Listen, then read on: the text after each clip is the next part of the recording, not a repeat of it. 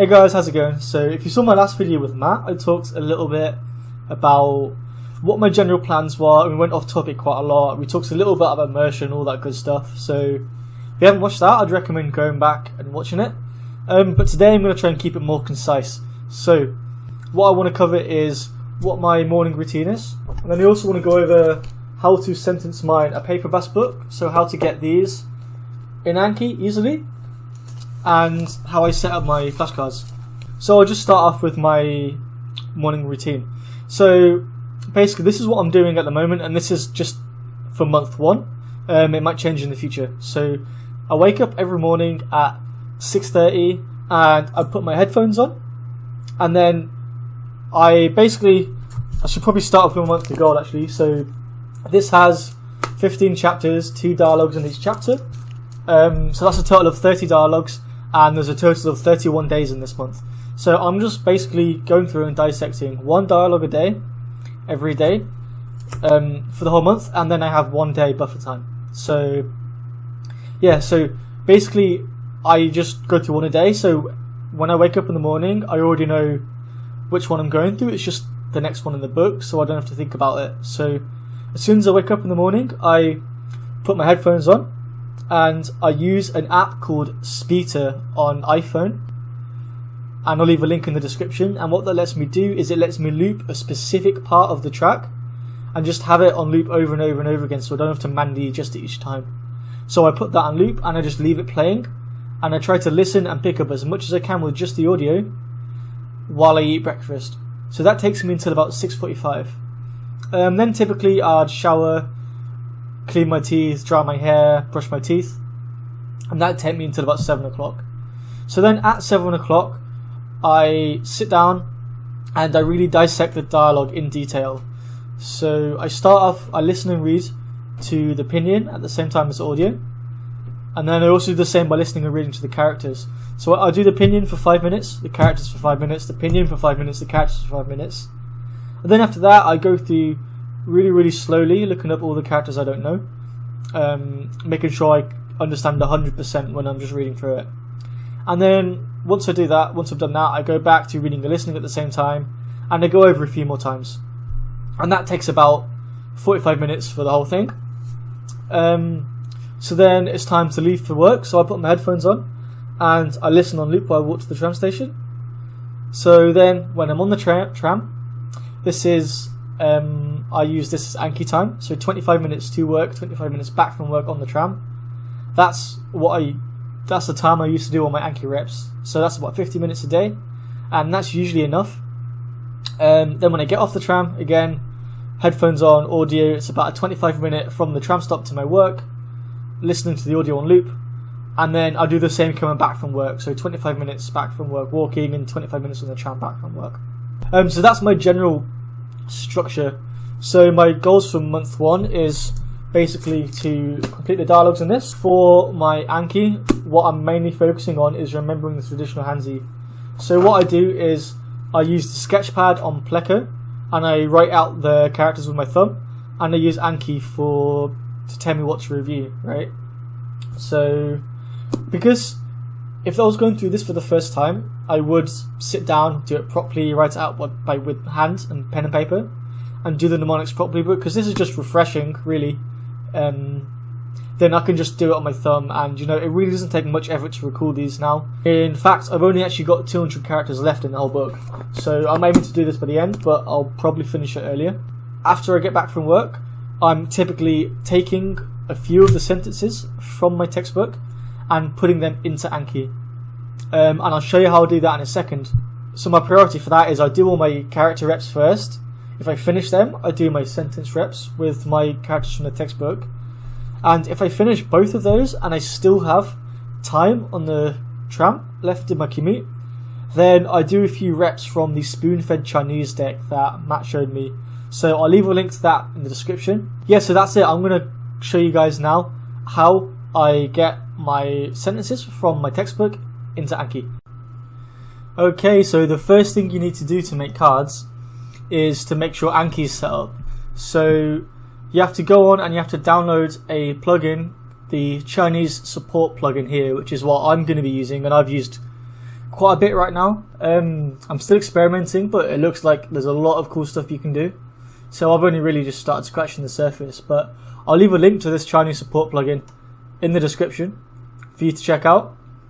So the first thing we need to do is we need to manage note types. So you can click on here in Tools, or you can just do Control-Shift-N, and it brings up this.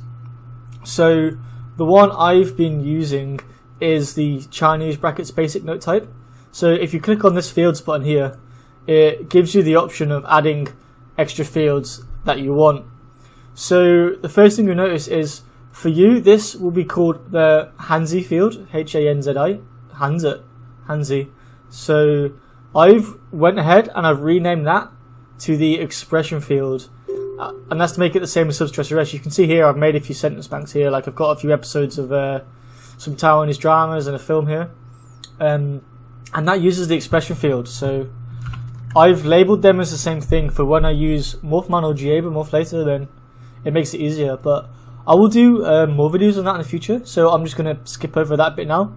So apart from changing this from Hanzi to expression fields, it comes with meaning and reading, and I've gone ahead and added color and Ruby fields as well.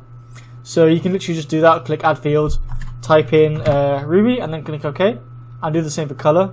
I won't do that because I've already done it, and color you need to spell like this, so you don't do the what spelling with a U, it has to be this one, because that's the one the support add-in recognizes. So then click close. So the other thing, we've customized what fields are in the cards, so that's what we just did 2 seconds ago. And now you can actually customize how the cards appear on look. So you want to click the cards button here. And here you can choose exactly what you have on the front and on the back. So on this, you can see I put the expression field on the front. You can ignore the styling. And on the back, I've just put the Ruby, the meaning, and the sound. So if you want to move the sound from the back to the front, for example, you can cut that, Control X, and paste it down here. And that's moved on from the back to the front, and you can take it back like that. And if you want to add a new field, you can either type in the shortcode yourself, or click the add field, and you can choose the one you want. So if I wanted just opinion, I can put that on the back like that, and you can choose your font like this. Choose your font and choose your font size, but I'm going to leave that. And also, this is 20 pixels here. You can edit the size and all that good stuff as well. So now it's time to get the characters from our textbook into our computer. So first you want to hold down the page flat and take a picture of that. Make sure you hold it flat because this helps the character recognition in Pleco. So we're going to use the Pleco OCR, which stands for Optical Character Recognition. So you want to go on Still OCR, select a photo from your library, and then select the photo you want. Next, you want to match the green box up to where the characters are. So you want to move the edges just so the characters you want are in the box, and you can zoom in with your fingers to make this easier. And then once it's matched up, you can see the green text over the top is what characters are going to come up, and you click capture. So once Pleco has recognized the characters, you want to tap the pen at the top and you want to edit them. So it's not perfect, although I find with standard written Chinese, this is like 95% accurate, if not more. When I was using Cantonese, it did struggle to recognize the Cantonese only characters, but for this it seems really, really accurate.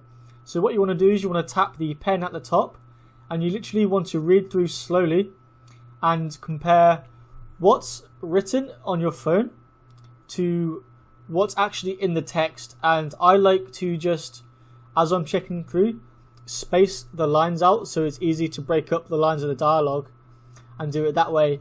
And then I just go through really, really slowly and compare what's right, what's not right. And if I spot any mistakes, then I correct them there and then. And then from there, the easiest way to get it to yourself on your computer is to select all, click copy, and then I like to send it to myself on Facebook. So then I can simply just go onto Facebook on my computer and I have all the characters there. I can copy it then into Google Docs or something like that. So now once we've done that, then it's time to actually make the cards. So first you'll also need to download this program, ShareX. So Matt actually showed me this program. I'm not going to take credit for it. and basically you can get it so you press a button on your phone wherever you set the shortcut to, and it instantly starts recording audio. So I've set mine to F3, and that makes it really quick to record audio for your cards, and it actually copies it to your clipboard. So I'm going to leave a link to the video that Matt made in the description as well, so you guys can go check that out. And when I first make cards, just while I'm still making them, I add them to the default deck. That's just kind of like an intermediate stage to make sure everything is as I want it. So what you want to do is you want to take the sentence you want to get from the textbook or whatever you got the source from, and you copy it in the expression field.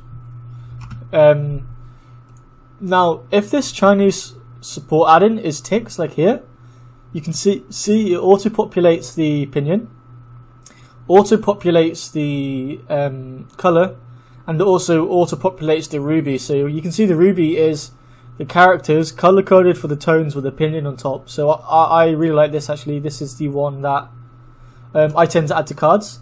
So then all we need to do is we need to add the sound file. So I keep all my audio on my phone and on my computer. I really just put it as many places as possible to make it accessible as I can. So you find the section of the audio you want. So this is the lines from the dialogue in the right order. So 如玉，你在吃饭吗?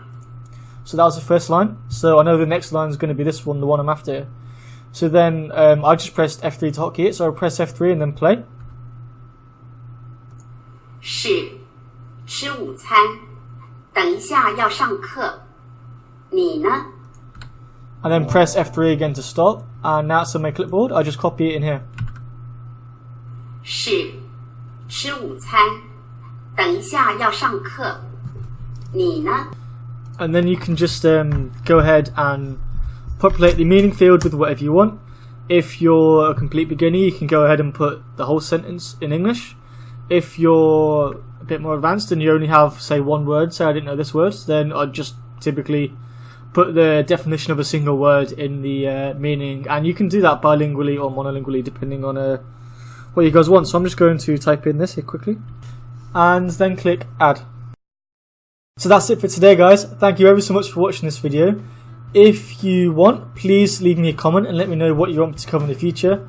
I want to help you guys as much as I can, so the more I know what you want, the better I know what to make. So if you have any ideas, any questions, any comments, please put them in the comment section below. And if not, then I will see you in the next video. Peace.